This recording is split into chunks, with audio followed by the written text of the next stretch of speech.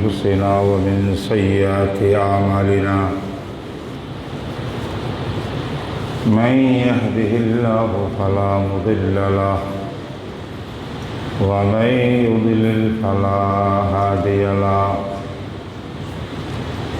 ونشهد أن لا إله إلا الله وحده لا شريك له ونشهد أن محمدا عبده ورسوله صلى الله تعالى عليه وعلى آله وأصحابه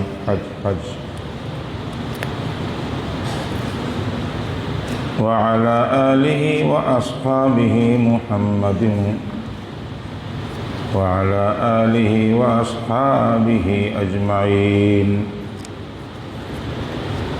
أما بعد فأعوذ بالله من الشيطان الرجيم.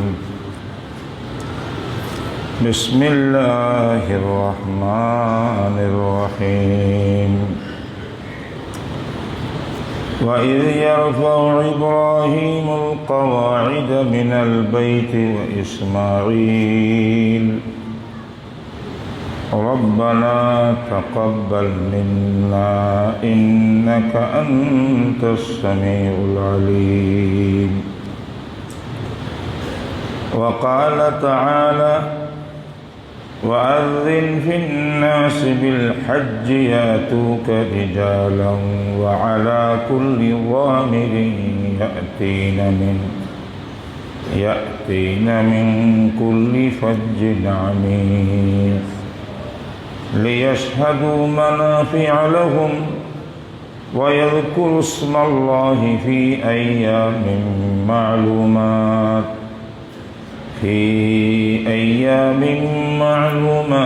على ما رزقهم من بهيمة الأنعام فكلوا منها وأطعموا البائس والفقير. صدق الله مولانا العظيم. درود شريف পড়ি اللهم صل على محمد وعلى آل محمد كما صليت على إبراهيم وعلى آل إبراهيم إنك حميد مجيد. اللهم بارك على محمد وعلى آل محمد كما باركت على إبراهيم وعلى آل إبراهيم إنك حميد مجيد. আলহামদুলিল্লাহ রব্বে করিমের দরবারে অন্তর্তল থেকে শুকর আদায় করছি। আলহামদুলিল্লাহ শাওয়াল মাসের শেষ জুমাবার আজকে। আগামী জুমাটা হবে আমাদের জিলকাদ মাসে। অনেক হাজি সাহেবানরা প্রস্তুতি নিচ্ছেন হজে যাওয়ার জন্য। অনেকেই নিয়ত রাখছেন যাবেন ইনশাআল্লাহ। অনেকে হজ করেছেন।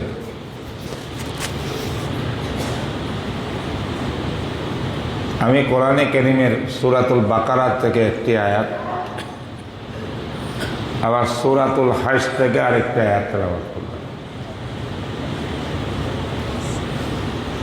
কোরআনে কারীমের ভিতরে আল্লাহ পাক একটি বড় সূরা নাজিল করেছেন, যে সূরার নাম সূরাতুল হজ।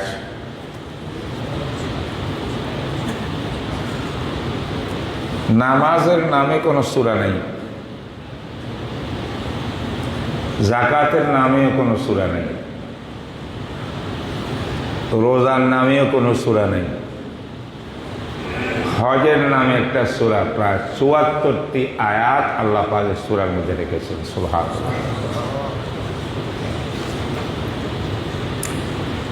74 আয়াতের সংখ্যা একটি সূরার মধ্যে, নাম সূরাতুল হজ।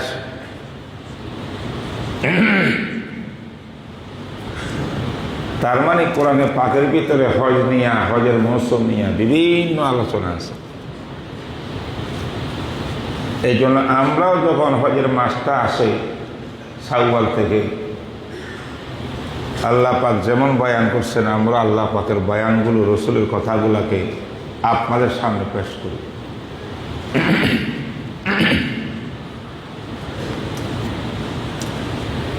আল্লাহু আকবার। সূরাতুল হজ এখন লাস্টে যে তেলাওয়াত করলাম, এই সূরাটি অধিকাংশ আয়াত মাক্কি, মক্কা শরীফে নাযিল হয়েছে। আবার বেশ কিছু আয়াত মাদানীও আছে। তো মাক্কি আয়াত, মাদানী আয়াত সম্বলিত সূরাতুল হজ। এরকম হয় বিভিন্ন সূরার ভিতরে, সূরাটা মাক্কি বলা হয় কিন্তু ভিতরে ভিতরে কয়েকটা আয়াত কি আছে, মাদানী আছে। আবার সূরাটা মাদানী, ভিতরে কয়েকটা আয়াত কি হতে পারে, মাক্কিও হতে পারে। কারণ রাসূলুল্লাহ সাল্লাল্লাহু আলাইহি ওয়াসাল্লামের উপর যখন কোরআনে কারীমের আয়াত নাজিল হইত, তখন আল্লাহর নবী আয়াত নাজিল হওয়ার পরে ওহী যারা লিখতেন কাতেবে ওহী, তাদেরকে বলতো এই আয়াতটি, এই আয়াতগুলো অমুক সূরার অমুক জায়গাতে লেখা দাও। সুবহানাল্লাহ। আল্লাহ নবী যে লিখতে বলছেন সে লিখে দিয়েছেন। এখানে কারো যুক্তি, রিজন, কারণ তালাশ করার কিচ্ছু নাই। আল্লাহ পাক নবীর উপর কোরআন নাজিল করেছেন, কোরআনের সিরিয়াল কি হবে, তারতিব কি হবে, আয়াত কোনটা কোথায় ফিট হবে, তাও আল্লাহ পাক আমার নবীকে বলে দিয়েছে। সেই মোতাবেক লেখা হয়েছে। মুহতারাম হাজিরিন, সূরাতুল হজের প্রথম আরম্ভ করেছেন আল্লাহ পাক কিয়ামতের ভয়াবহ অবস্থার বয়ান দিয়া, কিয়ামতের ময়দানের বয়ান। ইয়া আইয়ুহান নাসু ইত্তাকু রাব্বাকুম ইন্না যালযালাতাস সাআতি লাশাইউন আযীম। ইন্না যালযালাতাস সাআতি শাইউন আযীম।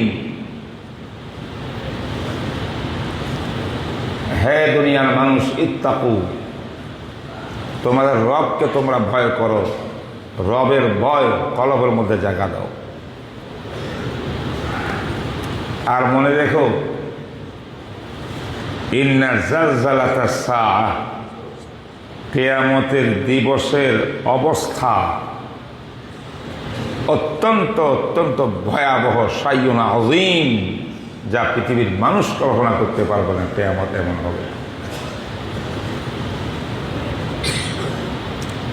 কিয়ামতের সময় জমিনে জালজালা আসবে, ভূমিকম্প আসবে। হাদিসের মধ্যে আছে, কিয়ামতের পূর্বে আল্লাহ পাক পৃথিবীকে শেষ করার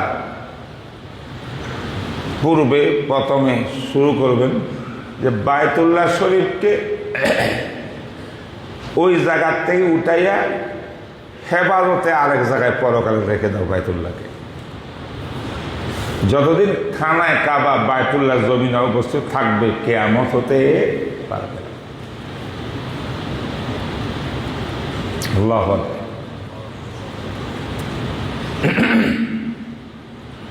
বায়তুল্লাহকে উঠাই নিয়ে জালজালা হবে, ভূমিকম্প হবে, এমন ভয়াবহ হবে। ইয়াউমা তারাউনাহা তাযহালু কুল্লু মুরদিআতিন আম্মা আরদাআত ওয়া তাদাউ কুল্লু যাতি হামলিন হামলাহা ওয়া তারান নাসা সুকারা ওয়া মা হুম বিসুকারা ওয়ালাকিন্না আযাবাল্লাহি শাদীদ। ওই কিয়ামতের ভয়াবহ অবস্থায়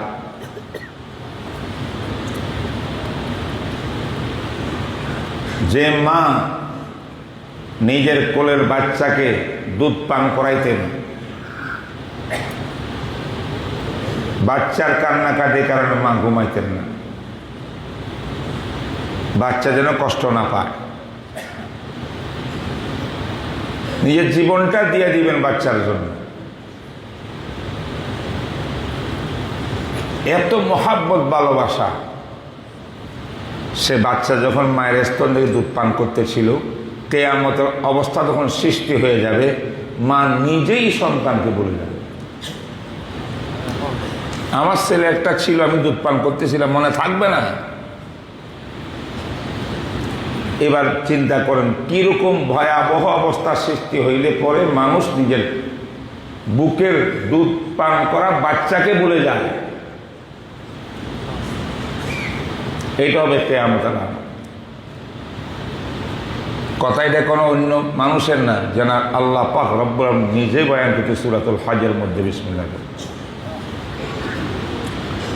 ইয়াউমা তারাউনাহা তাযহালু কুল্লু মুরদিআতিন আম্মা আরদাআত। কিছুক্ষণ আগে যে দুধ পান করতেছিল বুকের মধ্যে লইয়া এত আদর মায়া, ভুলে গেছে সন্তান কিয়ামতের অবস্থা থেকে।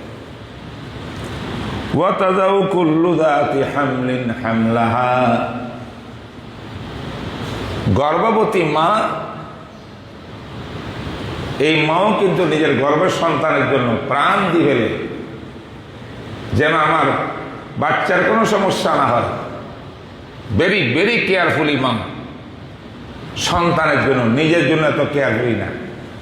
নিজের এটা হলো ওইটা হলো, রোগ হইলো হোক, বাচ্চা ঠিক থাকে।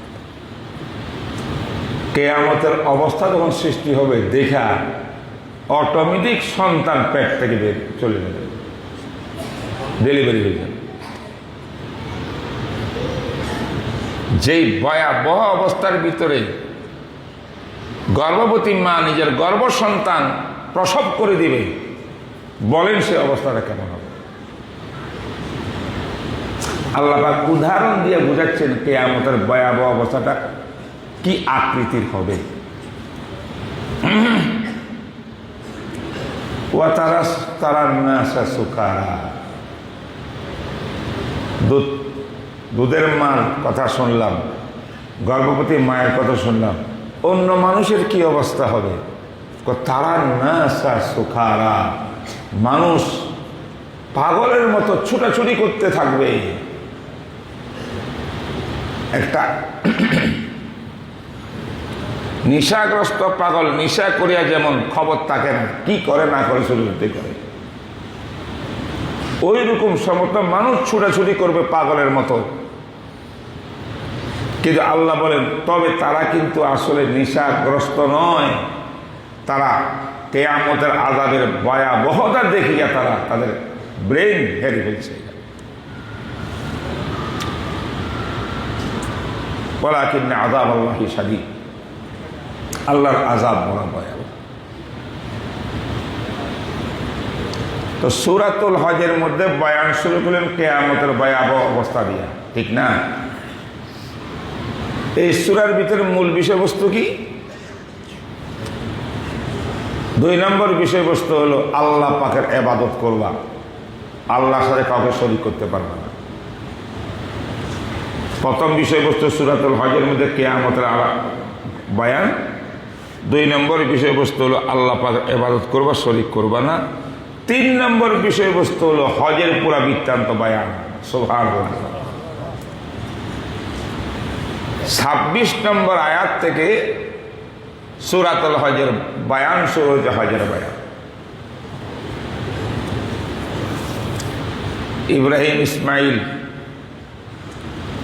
ইব্রাহিম নবী কিভাবে খানা কাবা বানাইলেন, যদিও পুরা বৃত্তান্ত খানা কাবা কিভাবে নির্মাণ করেছেন তার বিস্তারিত বয়ান সূরা বাকারা 197 আয়াতের মধ্যে হবে সম্ভবত, যেটা প্রথমে তেলাওয়াত করছিলাম। কিন্তু কিতাবুল সূরা হজের মধ্যে আল্লাহ পাক বয়ান করেন ওয়াআযিন ফিন-নাসি বিল হজ্জ। ইব্রাহিম, আমি আল্লাহর নির্দেশে আপনি বায়তুল্লাহ নির্মাণ করেছেন, সন্তান ইসমাইল আপনার সহযোগিতা করেছে। ইব্রাহিম আর ইসমাইল আপনারা বায়তুল্লাহ নির্মাণ করার সময় বারবার আমার কাছে দোয়া চাইছেন। এত বড় নবী হইয়াও দোয়া চাইতে হয় আল্লাহর কাছে, কারণ আল্লাহ না করাইলে কিছু করতে পারবে না কেউ।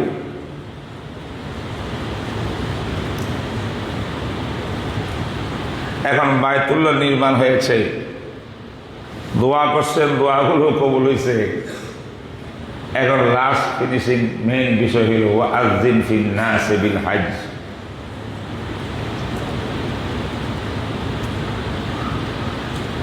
আপনি বায়তুল্লাহ শরীফের বিশেষ স্থানে দাঁড়িয়ে পৃথিবীর মানুষকে দাওয়াত দেন, আওয়াজ লাগান, এলান ঘোষণা করেন। তাফসীরের কিতাবের মধ্যে রেখেছে ইবনে কাসীর রাহিমাহুল্লাহ, বিভিন্ন মুফাসসির লিখেছেন আন্নাহু আযানা কাইমান আলা মাকামি ইব্রাহিম। মাকামি ইব্রাহিম একটা আছে না, ওই যে গ্লাসের মধ্যে আবদ্ধ ইব্রাহিম নবীর পায়ের, এটা মাকাম ইব্রাহিম। ওই জায়গায় দাঁড়িয়ে ইব্রাহিম নবী আওয়াজ দিয়েছেন, এলান, হজের এলান। কোন কোন তাফসীরের মধ্যে আছে জবল আবু কুবাইস, সাফা মারওয়ার পাশে যে বাদশার বাড়ি বর্তমানে, এটা জবল আবু কুবাইস। এই পাহাড় উপরে দাঁড়িয়ে ইব্রাহিম নবী আওয়াজ লাগাইছেন আল্লাহর নির্দেশে। সুবহানাল্লাহ।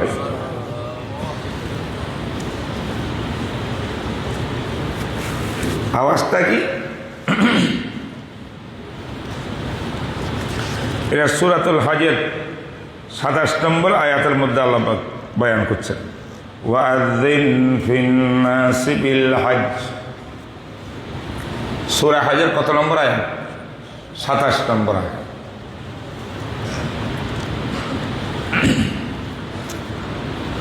ছাব্বিশ নম্বর আয়াতের মধ্যে আল্লাহ পাক বলছেন, ওয়াইদ বাওয়ানা লিইব্রাহিমা মাকানাল বাইত। নবীজি স্মরণ করুন ওই ঘটনাকে, আমি ইব্রাহিম আলাইহিসসালামের জন্য বায়তুল্লাহ কোথায় অবস্থিত, বায়তুল্লাহ নির্মাণের এই ঠিকানা স্থান আমি নির্ধারণ করে দিয়েছিলাম। কে বলেন? আল্লাহ। আর এইটাই ওয়াদা নিয়েছিলাম ইব্রাহিম থেকে, যে এই জায়গাতে বায়তুল্লাহ আপনি এখানে নির্মাণ করবেন, বায়তুল্লাহ শরীফ। কাজ কি করবেন? আল্লাহ তুশরিকা বি শাইআ ওয়া তাহহির বাইতিয়া লিত-তাইফিনা ওয়াল কাইমিনা ওয়ার রুকআইস সুজুদ।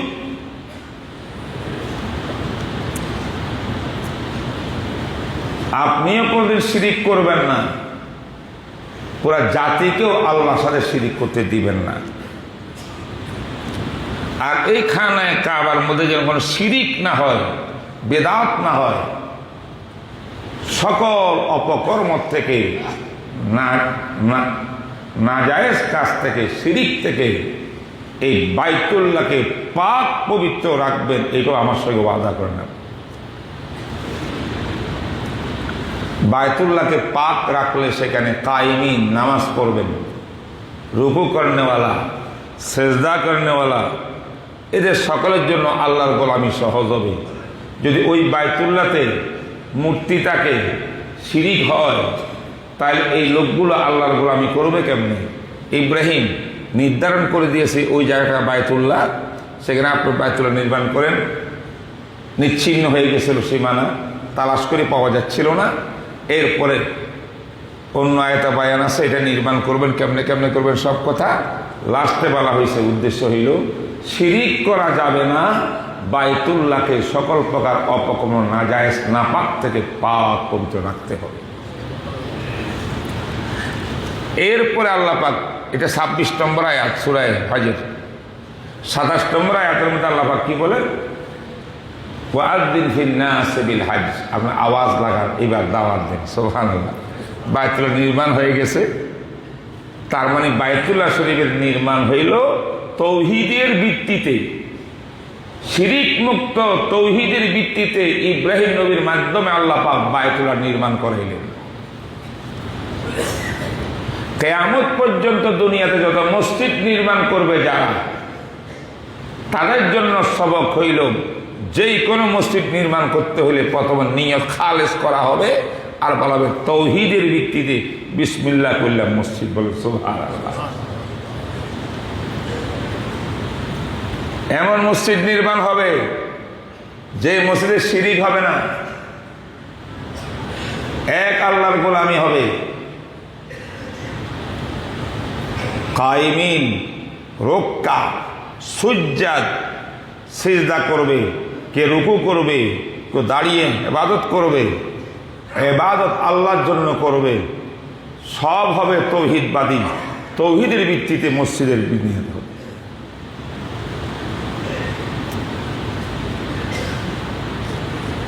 আপনারা জানেন প্রথম বায়তুল্লাহ নির্মাণকারী কিন্তু ইব্রাহিম নবী নাম। তাফসীরের ভিতরে লেখছে আল্লাহ পাক রব্বুল আলামিন যখন ফেরেশতাদেরকে বলছেন, হে আমার ফেরেশতারা, আমি আদমকে বানাইতে চাই, আমি আদম নামে একজন মানুষ বানাবো। ফেরেশতারা বলছিল, নাহানু নুসাব্বিহু বিহামদিকা ওয়া নুকাদ্দিসু লাক। আল্লাহ, কি দরকার মানুষ বানাইবার? আমরা ফেরেশতাই তো আপনার তসবিহ তাহলিল পবিত্রতা বয়ান করার জন্য যথেষ্ট। কন্টিনিউ আপনার তসবির মধ্যে পড়ে আছি আমরা। তারা যুক্তি দিচ্ছে, মানুষ বানাবেন তো আপনার তসবিহ তাহলিল ইবাদত করার জন্য। আমরা ফেরেশতারা তো কাজে ইবাদত করা। তাহলে এখানে রিজনটা কি, কারণটা কি, কেন আপনি আদম মানুষ আর একটা জগৎকে বানাবেন? আল্লাহ পাক এই যুক্তিবাদী ফেরেশতাদের যুক্তির বলছেন আল্লাহ পাক, ইন্নী আ'লামু মা লা তা'লামুন, আমি জানি আদম কেন সৃষ্টি করব, তোমরা জানবা না, তোমরা কি বুঝবা? আমি জানি আদম কেন আমি সৃষ্টি করব। তার মানে তোমার যুক্তির জবাব দেওয়ার উদ্দেশ্য না, দিস ইজ মাই ডিসিশন, আমার সিদ্ধান্ত এটা, তোমাকে জানাইলাম, তোমরা প্রশ্ন করলে কেন? ফেরেশতারা বুঝ পাইছেন সেই দিন যে আমাদের কথাটা বলা ঠিক হয় নাই। ফেরেশতারা মনে করছিল আল্লাহ পাক একটা সংসদ কমিটি বানাইছেন, হ্যাঁ আল্লাহ পাক ফেরেশতাদেরকে লিয়া একসঙ্গে মিটিং টিটিং করি সব কিছু পরামর্শ ভিত্তিক বানাবেন, এত ক্ষমতা ফেরেশতাকে দিয়ে দিছিল। এই জন্য ফেরেশতারা জোরালো নিজের বক্তব্য পেশ করছে সেখানে। আল্লাহ, ইন্নী আ'লামু মা লা তা'লামুন, আমি জানি, তোমরা কি জানো? ভয় হয়ে গেছে, সর্বনাশ।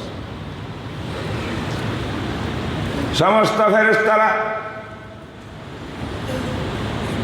আল্লাহ পাকের সামনে যে যুক্তি তুলে ধরেছিলেন, তার ভুল ভ্রান্তি যখন ধরা পড়লো, ফেরেশতারা কান্না আরম্ভ করলো, মাহবুব তো নারাজ, আমরা কেমনে এই কথাটা বলে দিলাম। কিতাবের তাফসীরের মধ্যে লেখা আছে, ফেরেশতাদের লিডারেরা এবার হাওলাল আরশে, আল্লাহ পাকের আরশের চারপাশে কাঁদতে কাঁদতে কান্না অবস্থায় তাওয়াফ শুরু করলে।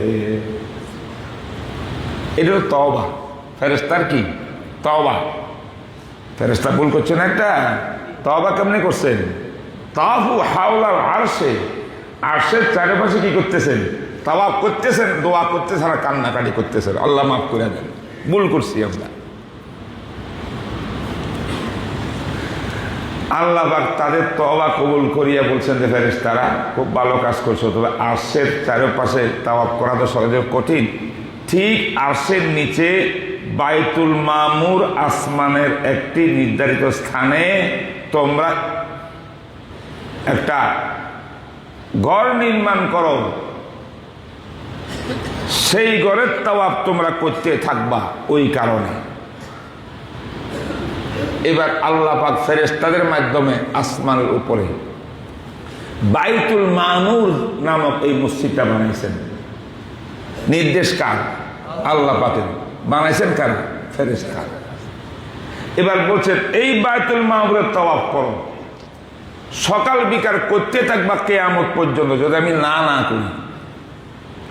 প্রতিদিন প্রতি টাইমে 70,000 ফেরেশতা বাইতুল মামুরের তাওয়াফ করতেছে।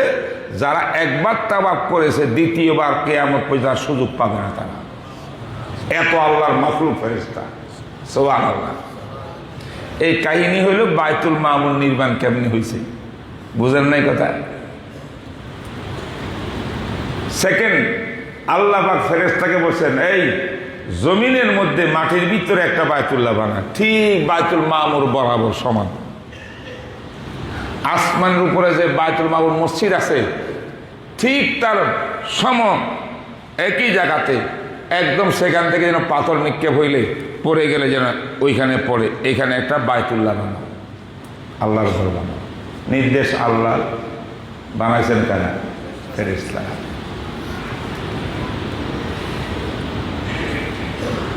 এখন আদম নবী সৃষ্টি হয়নি, এরা আগেই ঘটনা ঘটে গেছে। বায়তুল্লাহ নির্মাণ হয়েছে, ফেরেশতারা করছে, আল্লাহ করাইছে। মানুষ সৃষ্টির আগেও আল্লাহ পাক ফেরেশতা, জিন্নাত ইত্যাদিকে সৃষ্টি করেছেন। জমিনের ভিতরে যত মাখলুক সৃষ্টি ছিল তখন আদম ছাড়া, মানুষ ছাড়া, তারা তখন ওই বায়তুল্লাহ শরীফে তাওয়াফ করতেন, যেটা মক্কাতে তৈয়ার বায়তুল মামুর বরাবর। সুবহানাল্লাহ। তাওয়াফ আরম্ভ হয়ে গেছে, বায়তুল্লাহ হয়ে গেছে। বানাইছেন কে? ফেরেশতা। কার নির্দেশে? আল্লাহর নির্দেশে। সুবহানাল্লাহ। বানা বাইতা রাব্বিল আরশি আশরুন ফাখুযহুমু মালাইকাতুল্লাহিল কিরামু ওয়া আদামু ফাসিসুন ওয়া ইব্রাহিম ফাসিসুন ওয়া ইব্রাহিম সুম্মা আমালিকু কুসাইয়ুন কিলাবুন ক্বাবলা হাযাইনি জুরহামু। আরবের কবিরা 10 বার বায়তুল্লাহ নির্মাণ হয়েছে, তার পুরা ইতিহাসকে তারা এক কবিতার মধ্যে একত্রিত করে দিয়েছে। প্রথম বায়তুল্লাহ নির্মাণ কিন্তু ফেরেশতারা করেছে, এই হলো কাহিনী। এরপর আদম ইসলাম সৃষ্টি হয়েছে, জান্নাত থেকে দুনিয়াতে আসছেন। আদম জাত আমরা হয়েছি। আদম হাওয়া দুনিয়াতে আসার পরে আল্লাহ পাক এবার ওদেরকে নির্দেশ দিলেন যে বায়তুল্লাহ তো হয়ে গেছে, নিচ্ছিন্ন হয়ে গেছে, পুরাতন হয়ে গেছে বিভিন্ন কারণে। আদম আপনি গিয়া বায়তুল্লাহ নির্মাণ করেন। এবার আল্লাহর নির্দেশে এখন ফেরেশতা না, আদম ইসলাম বায়তুল্লাহ নির্মাণ করছেন, সেকেন্ড নির্মাণ।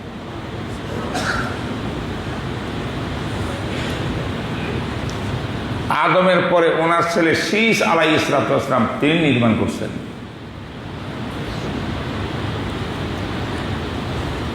ইব্রাহিম আলাইহিস সালামের পূর্বে বেশ কয়েকবার নির্মাণের কাহিনী ঘটছে, কিন্তু এগুলো আমাদের ইতিহাসে ভালো নির্ভরযোগ্য কোন ইয়ের মধ্যে আমরা সংরক্ষিত নাই ঘটনাগুলা। কারণ সংরক্ষণের একমাত্র ব্যবস্থা কোরআন আর হাদিস, অন্য কোনো তো রাস্তা নাই, কোনো ইতিহাস জানার নির্ভরযোগ্য নাই, সব তো পরিবর্তিত মানুষের করা। তা আল্লাহ পাক রব্বুল আলামিন সূরাতুল হজের মধ্যে সূরা বাকারার ভিতরে ওয়াইয ইয়ারফাউ ইব্রাহিমুল কওয়াইদা মিনাল বাইতি ওয়া ইসমাঈল রব্বানা তাকাব্বাল মিন্না ইন্নাকা আনতাস সামিউল আলিম। সূরা বাকারার মধ্যে পুরা কাহিনী বয়ান করছেন। কোরআনের মতো কিতাবের মাধ্যমে আমরা এবার সঠিক নির্ভরযোগ্য ইতিহাস পাচ্ছি ইব্রাহিম আলাইহিস সালামের থেকে শুরু। তার আগেরটা জাল ইতিহাস, নির্ভর করা বেশি যায় না। তাফসিরের মধ্যে লিখেছেন কোথায় ফেরেশতারা বায়তুল্লাহ নির্মাণ করেছে, তখন জমিনের আল্লাহর মাখলুকরা তাওয়াফ করেছেন। আদম নবী দুনিয়া আসছে, বায়তুল্লাহ দ্বিতীয়বার নির্মাণ করছেন, তাও তাওয়াফ করেছেন। শীস নবী আসছেন, ওনার সন্তান, তাও বায়তুল্লাহ তাওয়াফ করছেন, তৃতীয় নির্মাণ করেছেন। কিন্তু ইতিহাসের পাতায় সেই যুগে বায়তুল্লাহ তাওয়াফ ছাড়া হজ করছেন কিনা এটার ইতিহাস নির্ভরযোগ্য কোথাও নাই। হজের ইতিহাস, হজের কাহিনী শুরু হয়েছে হযরত ইব্রাহিম আলাইহিস সালামের জমানা থেকে। সুবহানাল্লাহ।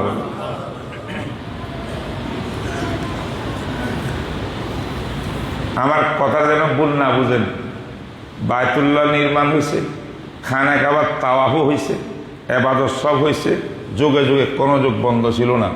কিন্তু হজ হয়েছে কিনা, হজ বলা হয়, হজের বিশিষ্ট কয়েকটা কাজ বিশিষ্ট দিনে বিশিষ্ট শর্ত সাপেক্ষে করার জন্য আল্লাহর ঘরের দিকে যাওয়ার নিয়ত করার নাম হজ। হজ কাকে বলে?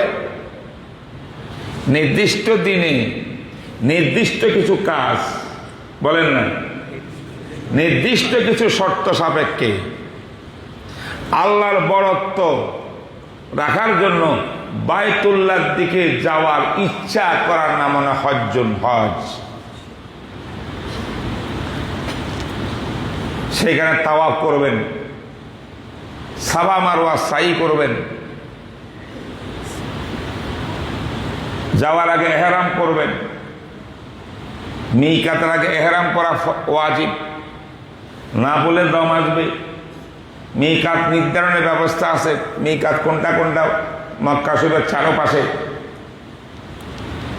একটি জায়গা আছে হিল, আর একটা হলো আফাক, আর একটা মিকাত, তিনটা অবস্থান। আর একটা আছে হুদুদে হারাম, চারটা অবস্থান। এই জমিনের কোনটার কি হুকুম, কোনটার কি বিধান, ইহরাম করতে করবেন, আবার বায়তুল্লাহতে গিয়ে মক্কা শরীফে কি করবেন। এরপরে আপনি 7 তারিখে মিনার মধ্যে 8 তারিখে মিনায় যাবেন, সেখানে কয় ওয়াক্ত নামাজ পড়বেন, কি করবেন মিনায়। সেখান থেকে আরাফায় যাবেন 9 তারিখ সকালে, জোহর থেকে এখানে থাকতে হবে। এখানে কিভাবে যাবেন, কি করবেন। আবার রিটার্ন মুজদালিফা আসবেন, রাত্র অবস্থান করব। আবার মুজদালিফা থেকে আবার মিনায় আসব, রমি করব, কোরবানি করব, মাথা হলক করব। আবার বায়তুল্লাহ শরীফের এবার মক্কা গিয়া তোয়াফে জিয়ারত ফরজ তাওয়াফ করব। আবার রিটার্ন মিনার মধ্যে চলে আসবো। আরও 2 দিন আমার থাকতে হবে, 11-12 কমপক্ষে। সেখানে প্রতিদিন রমি করতে হবে, আর কোনো কাজ নাই, অর্থাৎ পাথর নিক্ষেপ করতে হবে। এই যে পুরো একটা স্মৃতি দৃষ্টান্ত, যা কিছু এতক্ষণ বললাম, নির্দিষ্ট কিছু কাজ নির্দিষ্ট সময়ে নির্দিষ্ট শর্ত সাপেক্ষে আল্লাহর বরত্ব প্রকাশ করার জন্য বায়তুল্লাহ শরীফের যাওয়ার নিয়তকে হজ বলা হয়। তার জন্য ইহরাম করা লাগবে, এই করা লাগবে, ওই সময় এই করবেন, এই সময় এই করবেন, সময়ের বাইরে কিছু করা যাবে না, এই শর্তে এইভাবে করবেন, সব কিছু বানার নাম হজ। এই হজের বিধানের বিস্তারিত বয়ান আল্লাহ পাক ইব্রাহিম নবী থেকে শুরু করছেন, বলে সুবহানাল্লাহ।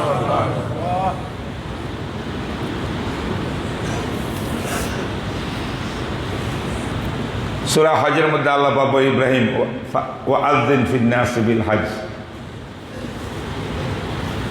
ইব্রাহিম নবী যে আওয়াজ দিলেন, আওয়াজটা কোথায় গেল?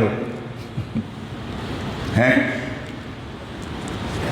আল্লাহ পাক কোরআনে বলেন ইয়াতুকা রিজালান, আপনি দাওয়াত দিবেন, এই দুনিয়ার মানুষ, বায়তুল্লাহ নির্মাণ হয়ে গেছে, আসো হজ করতে, আসো বায়তুল্লাহ দিকে। একটু আগেই কইছি আমি হজ কাকে বলে। দাওয়াত দিলেন কে? ইব্রাহিম।